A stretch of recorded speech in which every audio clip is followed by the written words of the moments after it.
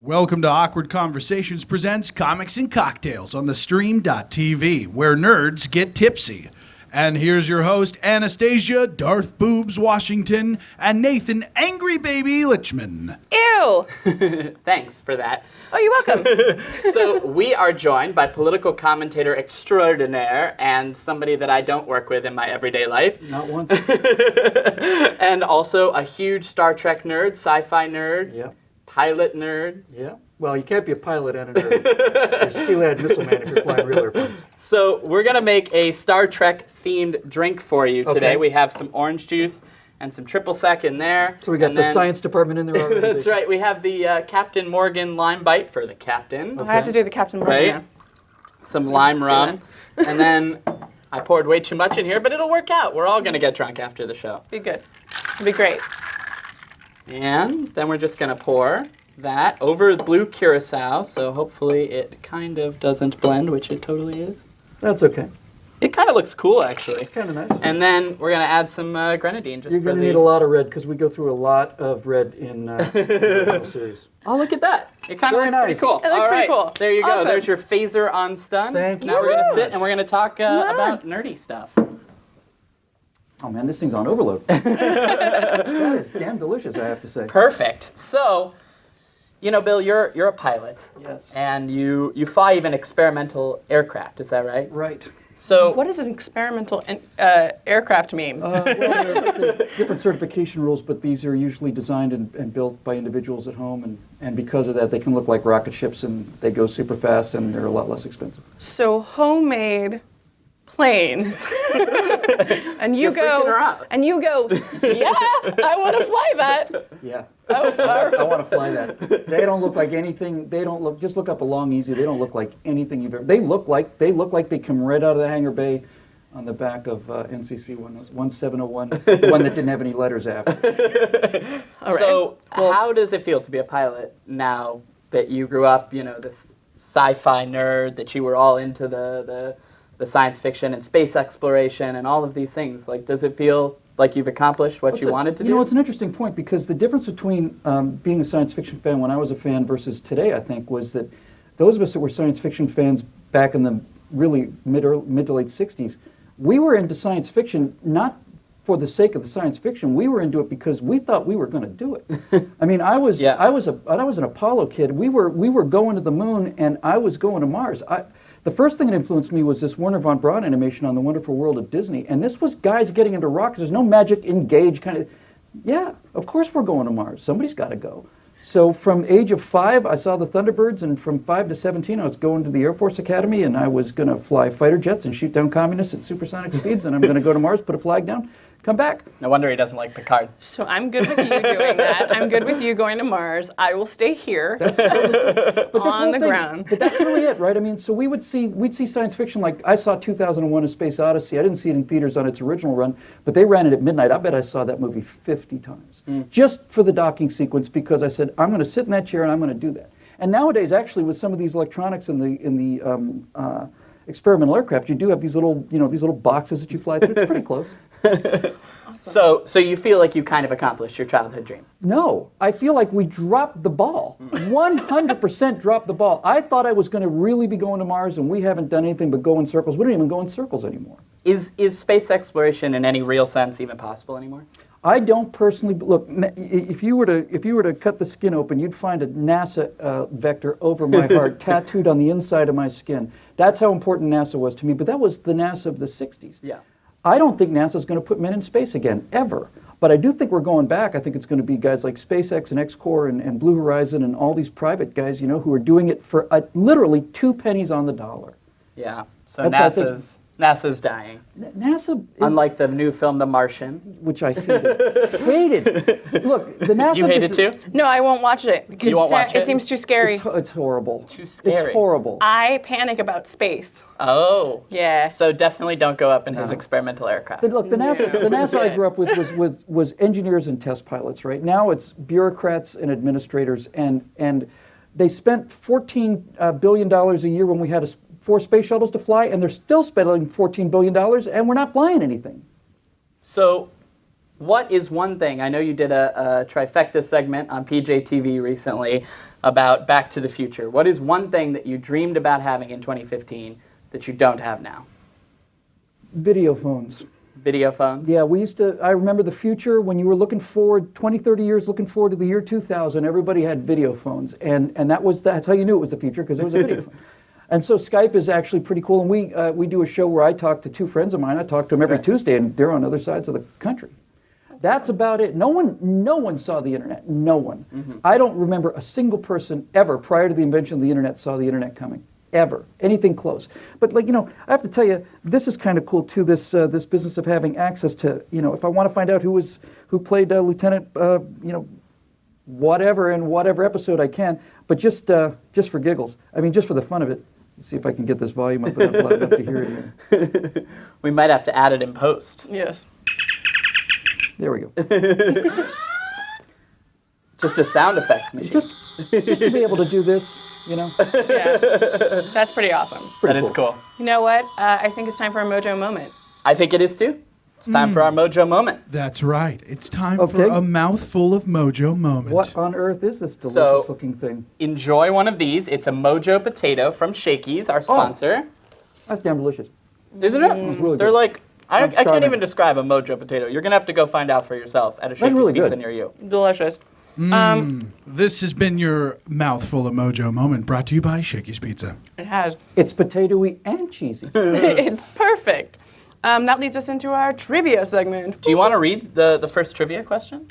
Sure. Now, before you start, I just want to tell you back in 1972, when nerds weren't cool at all, when we had to hide in basements and stuff, I was working in the Miami Planetarium, 1973 or 4, and we used to have Star Trek meetings there every week, and we'd show the episodes on the inside of the dome. That's pretty And cool. I could have That's answered awesome. any trivia question on the face of the earth, but that was 40 years ago. Well, we're about to test your knowledge now. So you were at Comic-Con before Comic-Con was cool, is what you're I was at a very little Comic-Con before anybody heard the word comics or con. Okay, so the first question is, what ship was Lieutenant Kirk assigned to on his first deep space mission out of the Starfleet Academy? It was a much smaller fleet then, so it must have been one of the Constitution classes, and I kind of want to say it's the Farragut, but I'm not sure. That's right. You USS are Farragut. correct.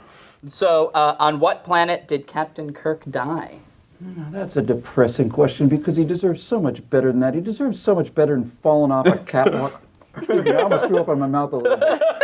Oh, don't do that. Definitely take some Didn't he alcohol. I die- think the alcohol helps from throwing up. Didn't he die on, was it Viridian 3, just as they launched that Estes rocket, 30 feet into the air? Or So you do know. It is Viridian 3, exactly. And finally, how many official Star Trek films did William Shatner appear in? Oh, that's a good question. There were 6 that were the original series. He was in Generations as 7. I want to say 7. That's correct. Wow. So you knew all trivia of is them. not a big deal. Maybe we need to get him drunker. Yeah, next time we'll get you drunker. But, we're about to go into the debate segment and everything. Bring out some of those Orion slave girls. You see a remarkable change in my personality. Well, we stay tuned because we have Bernie Bregman here from Nerds Like Us, and these two are going to debate Captain Kirk versus Captain Picard. It's the Star Trek question that everybody wants the answer to, right? And it's going to get It's pretty like that's intense. the difference between Superman and Aquaman. I mean, let's be serious. Oh, seriously. God. It hasn't even started yet. Thank you so much for being on the show. Also, come on, Aquaman. He never gets any love. Because he's a toffee-nosed Frenchman who we surrender. Engage. Turn on the machine. So stay tuned for that, you guys. Please.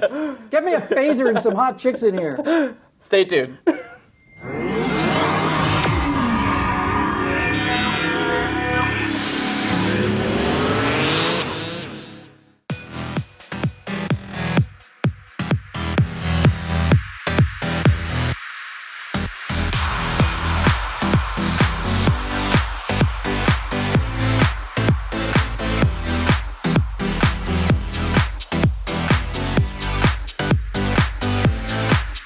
Just in case you missed it live. In case you missed it live.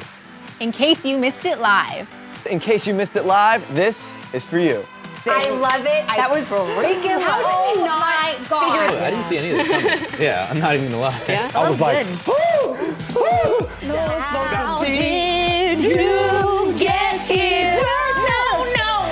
Kill him. Kill him. Definitely kill him. We're cool. Shade. Shade left and right, ladies and gentlemen. Ladies, let's put your 2 cents in. Rubbed me the wrong way and the right way. But you were like, well, we want to know what's going to happen.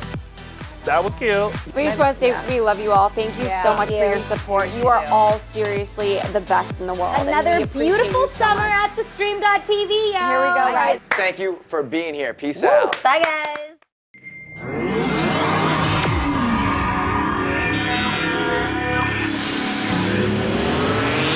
Okay, now for the debate segment. I think this is going to get really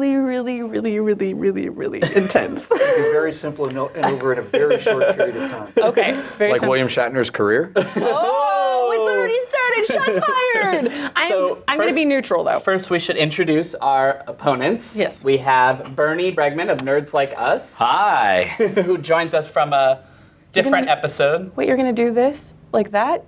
In this corner, we have Bernie. You have to put it around the mic then. In this corner, we have... In this corner, There we go. Bill Whittle for Captain Kirk. Thank you very much. And in that corner, Bernie Bregman for Captain Picard. Who is in fact- Point of order, we're both in the same corner, literally. Who is The in fact same younger? corner. Who is in fact younger than the time span between when William Shatner started acting on The Twilight Zone to when he was playing on L.A. Law.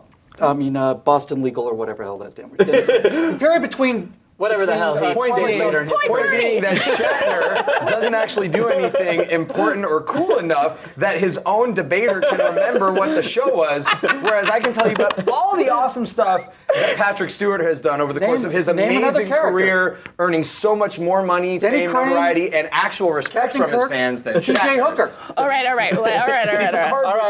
right, guys. Patrick Stewart would never have accepted the job on T.J. Hooker. Hang on, there are rules. There are rules to this debate. Rules, We're going to give you each a minute opening monologue, and then we are going to let you debate different parts of it. So I'm going to start with Bill, because earlier in the Star Trek universe, Captain Kirk, opening monologue. Captain Kirk made the galaxy safe for whiny crybaby, effete, snobby Frenchmen, capitulating cowards with toffee-nosed British accents to sail around through the universe in a big bloated ship with a tiny little drive section and pontificate on what the EPA back at Starfleet Command says should be going on.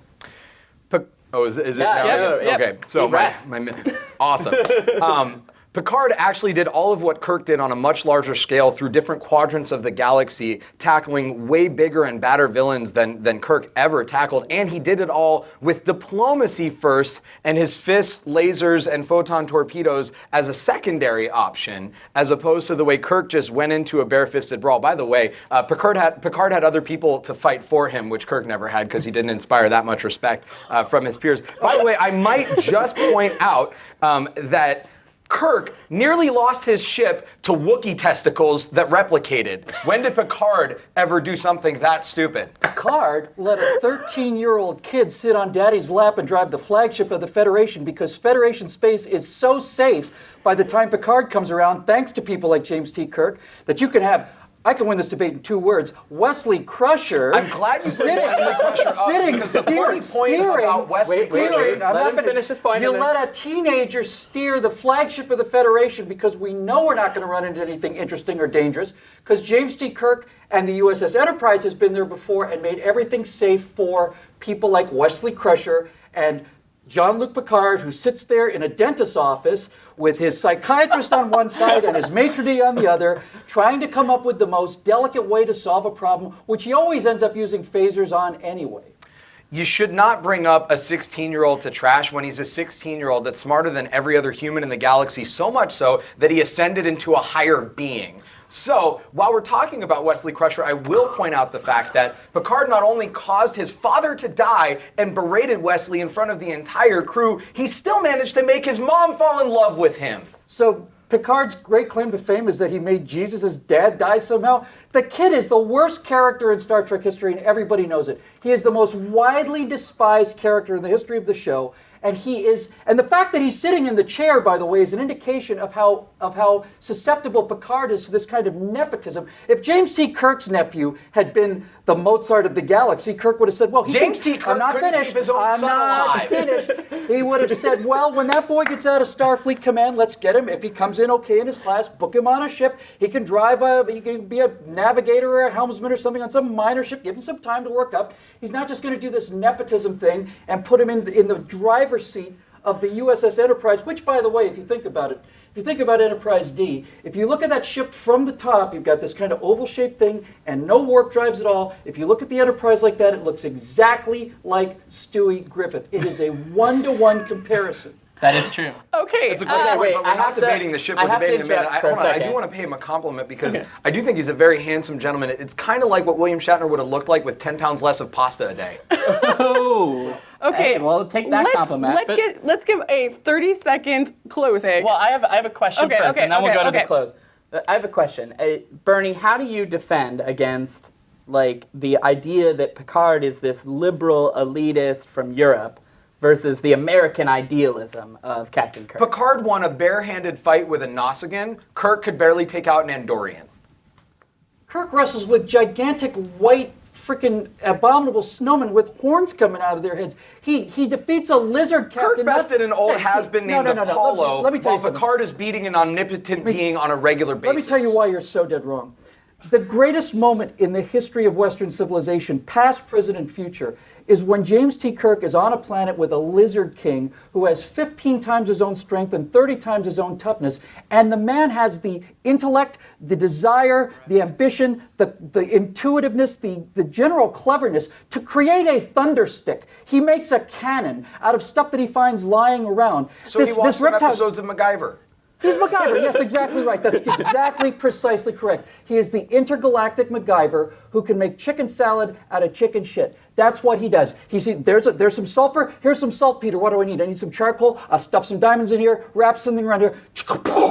It's the greatest moment in Western history. It is Western man mind at work. It's great until his fighting style is like swinging a baseball bat with his arms, and this is how he fights people. Boom, boom, boom. He also At least Picard can actually fight.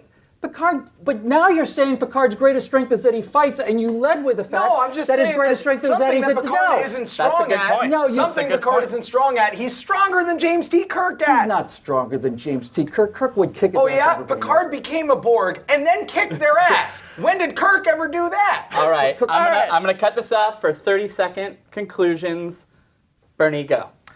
All right. Picard actually crowned the leader of the Klingon Empire, and while Kirk is busy swearing at Klingons, Picard can swear in Klingon. Picard also infiltrated the Romulan Empire, all right, something that Kirk was never able to do. By the way, we like to talk about ridiculous. Kirk wore the Vulcan, he wore the 30 years. The one thing that Kirk ever did better than most people in the galaxy except Riker was bed women, but Kirk never led a woman up a turbo shaft with a foxy lady and then got it on in the bowels of the ship. But Picard did do that. Thank you very much. Did he do it reluctantly? Kirk never mind melded with a Vulcan to help the Vulcan with his own self-control. You're checking written notes, man. Okay, that's your 30 seconds, not yours. Please.